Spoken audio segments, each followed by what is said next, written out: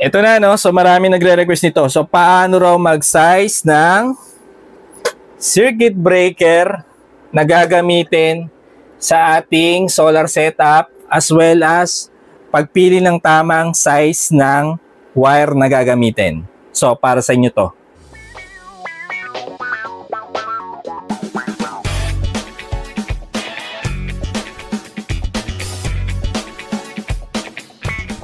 At nandito na nga tayo, no? So maraming tatanong kasi nito, may nagme-message sa akin paano raw mag-size ng circuit breaker na gagamitin at paano pumili ng tamang size ng wire sa inyong solar setup. So, ito na.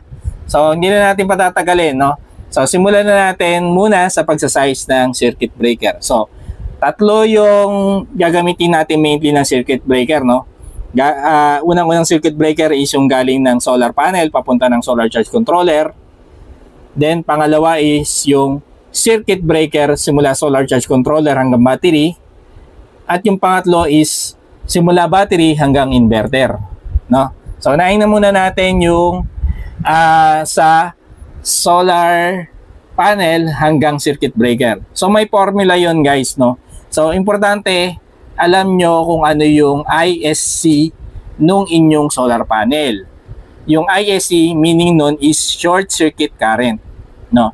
So kukunin nyo yung ISC nung inyong solar panel, yung total ISC nya, no? Hindi yung ISC lang ng isa. So pag naka-series yung panel nyo, kahit marami, ang ISC nya is equivalent lang dun sa ISC ng isang solar panel. So makikita nyo sa likod ng solar panel nyo, yung short circuit current, kung ano yung value nyo, yun yung ISC nyo.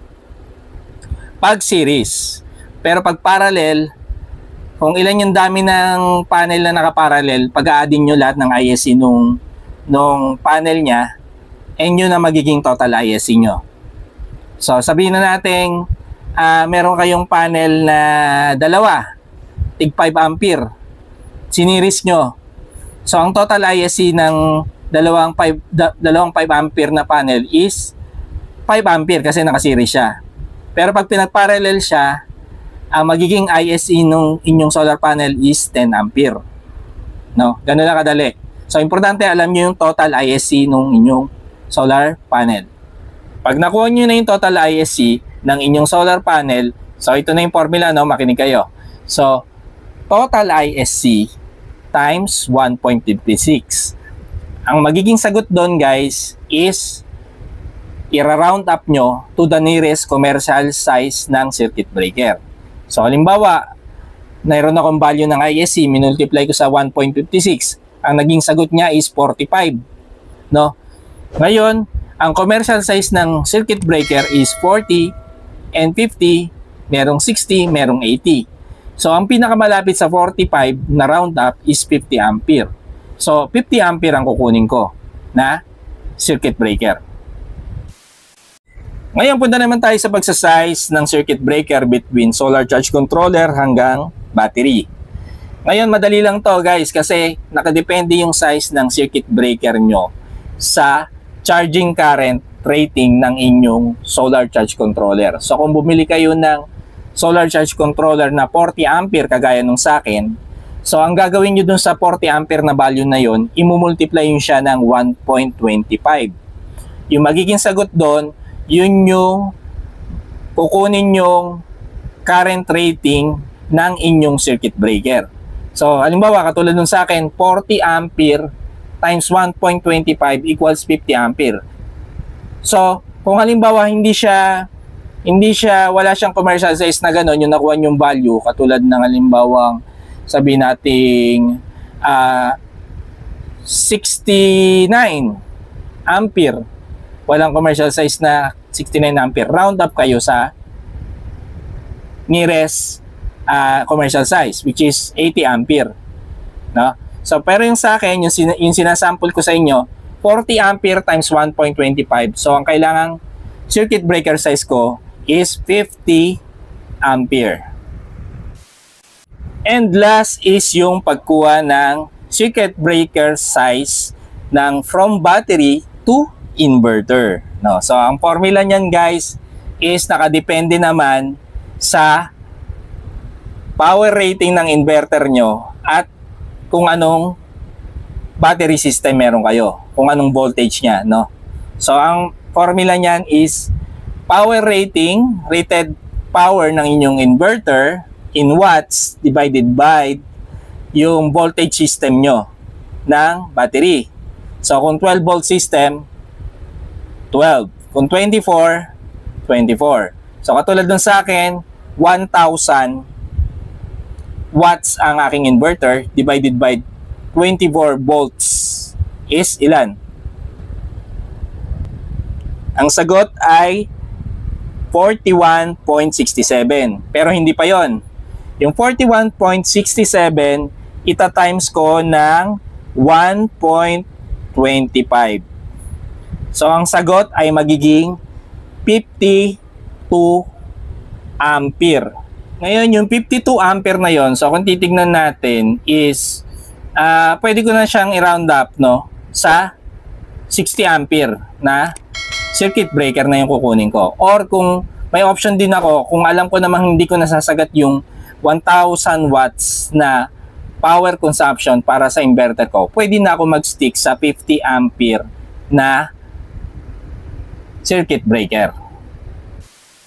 At ganoon na nga guys, no? So ganoon lang kasimple at kabilis mag-size ng inyong circuit breaker na gagamitin sa inyong solar setup. So added information na lang ito yung papakita ko sa inyo, no?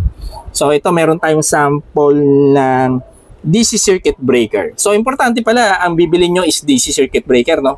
Kasi yung ating solar is DC, no? So dalawang klase yan, may pang AC, no, yung ginagamit sa kuryente sa bahay, mga ano yun, mga AC circuit breaker yun, no? So sa solar natin is DC circuit breaker. Ngayon, meron ako ditong sample ng DC circuit breaker, PAS brand, no? So, tested ko na to. Lahat ng circuit breaker ko na DC dyan is PAS brand. So, kaya ko naman ginagamit to kasi tested ko na to na reversible siya. Ano yung ibig sabihin ng reversible? Ang circuit breaker kasi, minsan, meron mga circuit breaker, guys, na meron siyang flow ng connection, no? Ibig sabihin, meron siyang preferred na dito ang input mo sa taas at yung output mo ay sa baba, no? May mga ganon na circuit breaker. Pag reversible ang binili mong circuit breaker, okay lang na magkabaligtad yung connection niya, no? Dito ang input, dito ang output, okay lang sa kanya. Walang problema. So, yung sa akin, since tested ko na yung fast, laging fast na lang yung binibili ko kasi reversible siya eh. No? Ewan ko lang sa iba. So, importante, malaman nyo sa manufacturer niya kung reversible yung inyong circuit breaker na bibilin sa kanila. Para pala doon sa mga hindi naka-pick up ng formula ng pagsasize ng circuit breaker kanina, no, nang binanggit natin na mga may mga 1.56, no, na multiplying factor tsaka 1.25. Yung pala added information. Ano ba yung 1.56 tsaka yung 1.25? Safety factor yon na ginagamit natin sa pagsasize ng circuit breaker. No? So, para sa mga hindi naka-pick up ng mga binanggit nating formula, huwag kayong mag-alala kasi ipopost naman natin dito sa ating screen yung formula at screenshot nyo na lang para meron kayong copy.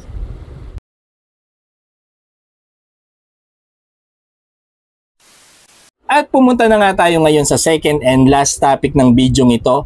Paano pumili ng size ng wire na gagamitin sa inyong solar setup? So, napakadali.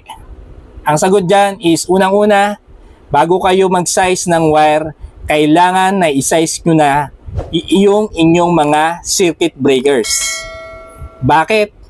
Kasi kailangan yung wire na pipiliin nyo, yung ampere or ampacity niya, no, yung current rating ng wire na gagamitin nyo, kailangan mas mataas yung rating kesa dun sa rating ng circuit breaker nyo. So, anong ibig sabihin? Sample, meron tayo ditong 32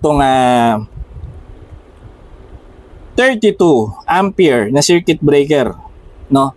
So, kailangan ang wire na gagamitin ko sa 32 ampere na circuit breaker, yung ampacity ng wire, yung current rating niya is mas mataas sa 32 ampere. Ganun lang. So, kailangan na size nyo na yung circuit breaker nyo. Ngayon, para meron kayong idea, no? So magpo-post ako dito sa ating screen ng wire size with corresponding ampacity or current rating ng wire, no? So para meron lang kayong idea kung ano yung sinasabi ko.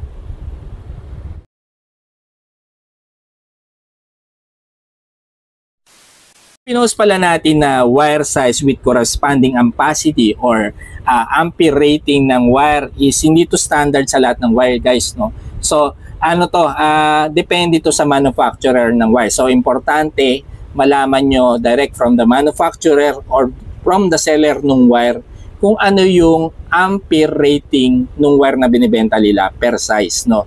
At yun yung magiging basihan nyo sa pagbili nyo. And ang mga nakakapekto kasi sa ampacity ng wire is dalawa, no? Mainly yung wire material at yung insulation material. Ang wire material, ang pinaka ideal nating gusto ay copper siya, no? And sa insulation naman is depende kung ang insulation kasi nagbabago, depende kung saan siya ginagamit. Kung mga pang outdoor sa mga bubong, karaniwang XLPE yung insulation niya. Pagka naman indoor, okay na yung PVC lang, no? Katulad dun sa kung in-screenshot niyo yung kaninang pinakita natin na sizing ng wire width ampacity, is makikita nyo doon na nilagay ko yung pure copper XLPE, then pure copper PVC, no? Yun yung material nung sinample natin, no? From a particular manufacturer lang. So hindi siya standard sa lahat. So yung nga, ulitin ko ulit, importante malaman nyo direct from the seller nung wire. Ngayon mag-share tayo, no? So meron tayo ditong dalawang solar setup, no? The 12 volt system and the 24 volt system. So kung tatanungin nyo ako kung anong ginamit kong size ng wire sa aking setup, so para sa 12 volt system at 24 volt system, indoor wiring, no? Pag sinabing indoor, ito yung wire na ginamit ko sa simula ng solar charge controller hanggang battery at yung battery to inverter, no? So para sa dalawang setup ko, ginawa ko siyang uniform. Ang size ng wire ko ay isa lang. Ang ginamit ko ay 16 mm squared na wire or yung AWG6. Para naman dun sa ating outdoor wire, which is ito yung galing ng solar panel papunta sa ating solar charge controller. So isang size lang yung ginamit natin doon. Gumamit ako ng 6 mm squared or ito yung AWG10 na wire. Wire sizing, guys, okay lang na mag-oversize kayo ng wire. So sinabi ko kanina, bago kayo pumili ng wire size, dapat na size nyo na yung inyong circuit breaker. Kasi kung ano yung ampacity ng circuit breaker nyo, yung current rating niya, kailangan yung current rating ng wire na gagamitin nyo is mas mataas. So sa pagpili ng wire size, okay lang kayo mag-oversize. Kaya lang ang downside, pag sobrang oversize ng wire nyo, mas mahal kasi yung mas makakapal na wire. Yun ang downside niya, mas mahal siya, no? So kung pipili kayo ng wire, yung tama lang dun sa setup nyo. Yung mas mataas lang ng konti kesa dun sa circuit breaker size nyo. Yun na nga, guys. So I think na-cover ko naman lahat, no? Yun na yung kailangan nyong malaman para makapag-proceed kayo dun sa setup nyo. Kasi karaniwan, nakabili na ng solar charge controller, nakabili na ng inverter, nakabili na ng battery. Ngayon, namomblema kung paano mag-size ng circuit breaker na bibilin, namomblema kung paano mag-size ng wire na bibilin. Sana nakatulong tong video na to and salamat sa inyo.